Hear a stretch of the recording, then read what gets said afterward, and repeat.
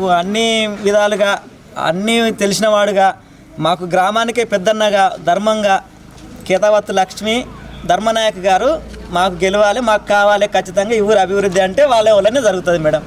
అది 100%. ఎందుకంటే వాళ్ళు ఏది చేసినా కూడా నిష్పక్షపాతంగా ఎలాంటి స్వార్థం లేకుండా వాళ్ళు ఏది చేసినా వాళ్ళు ప్రజలే మా మా దేవుళ్ళు అనే రకంగా ఏది చేసినా ఎక్కడ చేసినా వాళ్ళు అందరికి యోగక్షేమాలు చూసే వ్యక్తులు వాళ్ళ పేర్లలోనే ఉంది, వాళ్ళ పనితనంలో అట్లనే ఉంది. వాళ్ళు చేసి తీరుతారు. గ్రామాన్ని అభివృద్ధి అంటే వాళ్ళ వల్లనే అవుతుంది మేడం. ఖచ్చితంగా వాళ్ళు గెలవాలి. ఉంగరం గుర్తుకు ఓటు వేసి ఈ గ్రామ ప్రజలు ప్రతి ఒక్కరూ ఈ ఉంగరం గుర్తుకు వేసి వాళ్ళ అభిమానాన్ని వాళ్ళ చొరవను కాపాడాల్సింది అందరినీ కోరుకుంటా ఉన్నాను మేడం. వస్తే మాకేమి సహకారం ఇప్పుడు ఏమి జరగలేదు. మాకు ఇప్పుడు 10 ఏళ్ళ తర్వాత అప్పుడు రాజశేఖర రెడ్డి ఉన్నాడు, కొన్ని జరిగినాయి. మాకు ఇప్పుడు ఏం జరగలేదు. మాకు ఇప్పుడు మా సర్పంచ్ని గెలిపించుకుంటే మా సార్ గెలిచిండు, మా రేవంత్ రెడ్డి గెలిచిండు. మాకు ఉపయోగం మాకు వస్తుంది మా సర్పంచ్ గెలిస్తే అని మేము చాలా సంతోషపడుతున్నాం. ఎప్పుడు ఇందిరాగాంధీ చేసిన పనులు ఎన్నో ఉన్నాయి, ఇప్పుడు ఏం లేవు. మాకు 10 ఏళ్ళ సంది ఏం లేదు. రాజశేఖర రెడ్డి గెలిచినప్పుడు కొన్ని ఉన్నాయి, మాకు ఇప్పుడు లేదు. మాకు ఇప్పుడు గెలిపించుకోవాలి లక్ష్మిని అని మాకు పెద్ద ప్రేమతోటి తిరుగుతున్నాం. అందరికీ నమస్తే. ఊళ్ళో అందరికీ గుర్తుగా చూపించి అందరూ వేసుకొని ఉండాలి. ఉంగరం గుర్తు వేసుకోవాలి అందరం.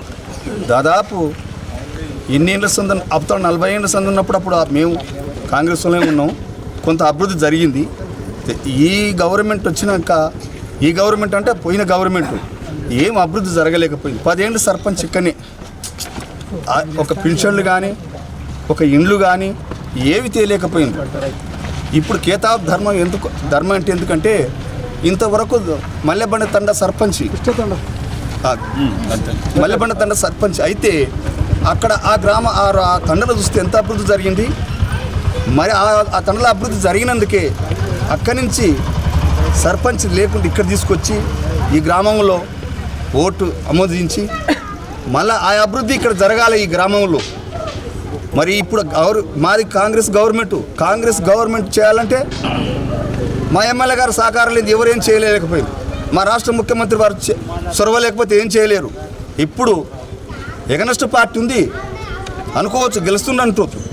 అయితే ఒక్క సీసీ రోడ్డు కావాలన్నా డాక్టర్ వంశకృష్ణ సహకారం కావాలి, ఒక పింఛన్ కావాలన్నా డాక్టర్ వంశకృష్ణ గారి సహకారం కావాలి, ఒక సీసీ రోడ్లు కావాలన్నా డాక్టర్ వంశకృష్ణ గారి సహకారం కావాలి, గుడి కావాలన్నా డాక్టర్ వంశకృష్ణ సహకారం కావాలి.